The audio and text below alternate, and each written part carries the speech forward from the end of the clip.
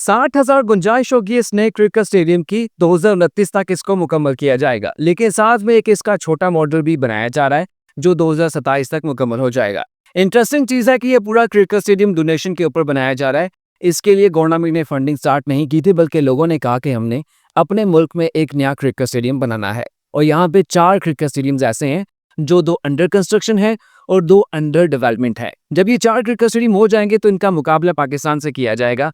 पाकिस्तान में 25 करोड़ आबादी है, 8 लाख मुरब्बा किलोमीटर का रकबा है और पाकिस्तान में इस वक्त इंटरनेशनल क्रिकेट स्टेडियम की तादाद है 4। जबकि मैं बात कर रहा हूँ नेपाल की, तो वहाँ पे लॉर्ड बुद्धा के नाम से क्रिकेट स्टेडियम बन रहा है जिसकी 60,000 है।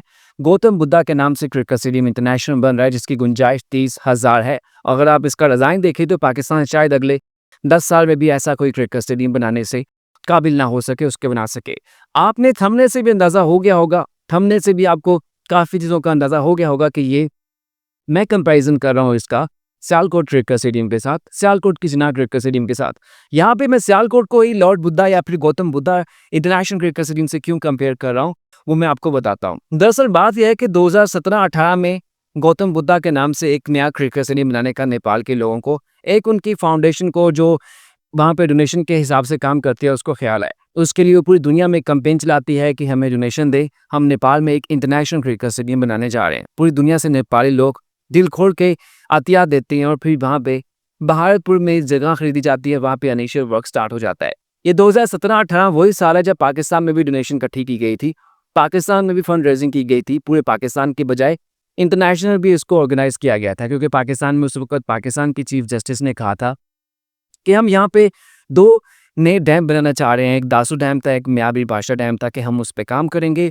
उन्होंने कहा कि भाई वो इसके ऊपर पहरा देंगे, रिटायरमेंट के बाद वहाँ पे कुर्सी लेके बैठ जाएंगे और इसको पूरे की चौकीदारी को ना वहाँ पे अकाउंटेबिलिटी भी करेंगे। हालांकि पाकिस्तान में इसके ऊपर अच्छी खासी रकम इकट्ठी हुई, उन पैसों का क्या बना, लगे भी, और क्या चीफ जस्टिस ने वाकई उसके बाद उसके ऊपर पहरा भी दिया था, इसके ऊपर काफ़ी सवालात हैं। लेकिन नेपाली लोग इस मामले में काफ़ी बाजी ले गए। वहाँ की जो लोकल गवर्नमेंट थी उसने भी यहाँ पे इसको फंड रेजिंग की, इसको वहाँ पे डोनेशन दी, काम शुरू हो जाता है। लेकिन बाद में जो वहाँ की फाउंडेशन थी, वहाँ की जो ऑर्गेनाइजर जो इस नेपाल के गौतम बुद्धा क्रिकेट स्टेडियम को बना रही थी, उसका पैसा ख़त्म हो जाता है। यहाँ पे नेपाली हुकूमत की एंट्री होती है, वो कहती है कि भाई अब बाकी जो इंटरनेशनल क्रिकेट स्टेडियम का काम है ना, उसको हम मुकम्मल करते हैं। 2018-19 में शुरू हुआ, अब 2027 में जाके मुकम्मल होगा, तकरीबन 9 साल में, और काफ़ी state of the art cricket stadium बनने जा रहा है, मुकम्मल हो जाएगा। और नेपाल की पता है आबादी कितनी है? उसकी तकरीबन 3 करोड़ आबादी है और पाकिस्तान से 7 गुना छोटा ये मुल्क है।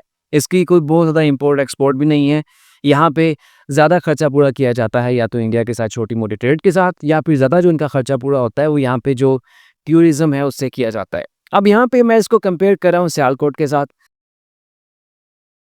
पाकिस्तान के बड़े शहरों में से कंसीडर किया जाता है। यहाँ की जो इम्पोर्ट एक्सपोर्ट है पूरी दुनिया में मशहूर है कि इसकी जो एक्सपोर्ट है बहुत ही लाजवाब होती है, इतनी लाजवाब होती है। और यहाँ की जो स्पोर्ट्स हैं कि जितने भी फीफा वर्ल्ड कप होते हैं उसमें जो फुटबॉल इस्तेमाल होता है वो सियालकोट का बना होता है। आप चाहे 22 का, 18 का, 14 का, 10 का कोई भी फीफा वर्ल्ड कप उठा के देख लें, उसमें जो वर्ल्ड कप होगा ना, जो उसका फुटबॉल होगा, वो मेड इन पाकिस्तान होता है। यानी कि पूरी दुनिया में जो भी स्पोर्ट्स का सामान बनता है उसका जो मेन ऑर्गन्स होता है, जो मेन चीज़ बनाने का जो मरकज़ होता है, वो सियालकोट होता है। और सियालकोट में कोई इंटरनेशनल क्रिकेट स्टेडियम नहीं है। अब यहाँ पे एक और कन्फ्यूज़न भी है कि सियालकोट में जो इंटरनेशनल क्रिकेट स्टेडियम कभी था, अब ख़त्म हो चुका है और उसका नाम इन्होंने जिनाह क्रिकेट स्टेडियम रखा हुआ है। हालांकि जिनाह का कोई टेक्निकली बिल्कुल डायरेक्ट या इनडायरेक्टली भी सियालकोट से ताल्लुक नहीं है।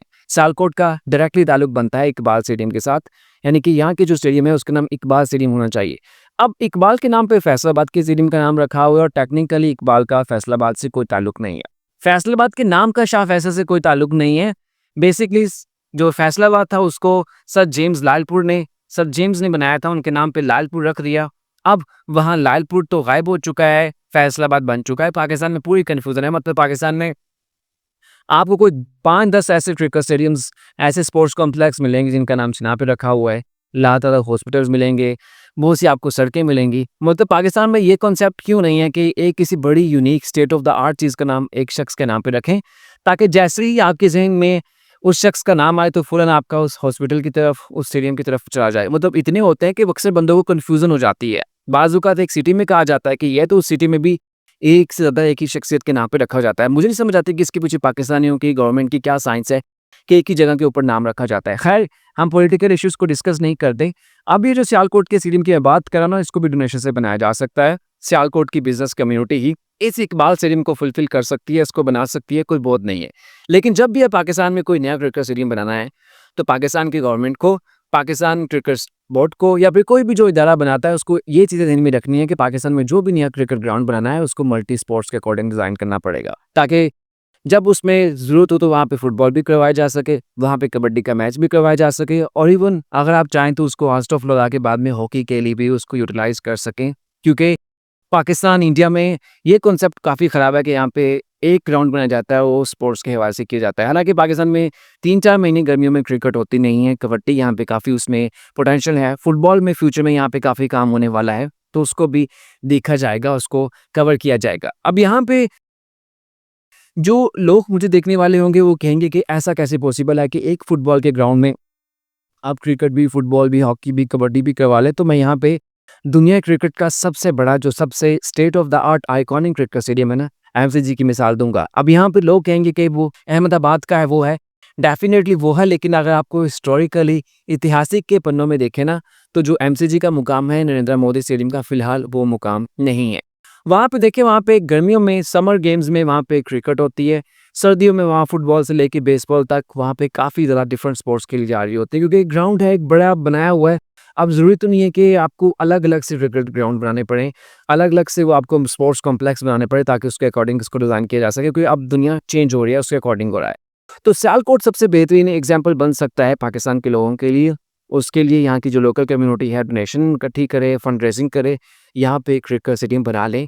मैं ये नहीं कहता कि इसको 2 साल के अंदर मुकम्मल कर लें, 24 घंटे यहाँ पे काम करें, लेकिन एटलीस्ट यहाँ पे कोई आप स्टेप तो लेना है इसको बनाने का। क्योंकि मैं अब नेपाल की मिसाल दे रहा हूँ, वहाँ पे 4 क्रिकेट स्टेडियम्स बन रहे हैं। पाकिस्तान में इस वक्त 4 इंटरनेशनल क्रिकेट ग्राउंड है और नेपाल में 4 नए इंटरनेशनल स्टेडियम्स बन रहे हैं, जिसमें से 2 अंडर कंस्ट्रक्शन है। एक 2027 तक गौतम बुद्धा और लॉर्ड बुद्धा जो है 2029-30 तक मुकम्मल हो जाएगा और लॉर्ड बुद्धा की 60,000 गुंजाइश है। अभी पाकिस्तान में जितने भी ग्राउंड फिलहाल मौजूद है ना, 30-35 हज़ार से ऊपर किसी की गुंजाइश नहीं है। एक इनका रफ़ी क्रिकेट स्टेडियम है जो प्राइवेट लोग बना रहे हैं, अभी तक वो नहीं मुकम्मल हो सका है। वो भी तकरीबन 16-17 में स्टार्ट हो गया था, अभी तक उसको बन जाना चाहिए था। तो ये हमारी स्टोरी है, मतलब नेपाल के लोग एक काम को शुरू करते हैं, वो उसको बना रहे हैं। क्रिकेट भी उनकी बहुत कुछ अच्छी नहीं है पाकिस्तान से कंपेयर किया जाए। एक अपकमिंग क्रिकेट टीम आप कह सकते हैं। वहाँ की जो गवर्नमेंट है वो भी अमीर नहीं है। वो अगर सब कुछ कर सकते हैं तो हम क्यों नहीं कर सकते? हमारे लोकल लोग क्यों नहीं कर सकते? क्योंकि पाकिस्तान क्रिकेट बोर्ड को चाहिए कि वो बनाए, लेकिन अगर नहीं बनाया तो हमारे लोकल लोगों को भी शायद कहीं न कहीं पे कुछ काम करना चाहिए। क्योंकि हमारे यहाँ लोगों के बारे में कहा जाता है कि ये डोनेशन बहुत देते हैं। तो अगर एक डोनेशन क्रिकेट स्टेडियम के लिए दे देंगे ना, अगर सियालकोट के लोग थोड़ी-सी हिम्मत कर लेंगे, तो काफ़ी बल्ले-बल्ले हो जाएगी, क्योंकि सियालकोट में इंटरनेशनल एयरपोर्ट भी है, अकोमोडेशन भी अच्छी है, सेफ एंड साउंड वहाँ का माहौल भी है और वहाँ का जो एक पूरा स्पोर्ट्स का एक माहौल है, वो यहाँ पे क्रिकेट के हवाले से, स्पोर्ट्स के हवाले से काफ़ी बेहतरीन बनता है। क्योंकि कितनी अजीब बात है कि एक पूरी दुनिया में स्पोर्ट्स के हवाले से अपना नाम रखता है और उस शहर में क्रिकेट स्टेडियम, कोई भी स्पोर्ट्स का इंटरनेशनल ग्राउंड ही नहीं है।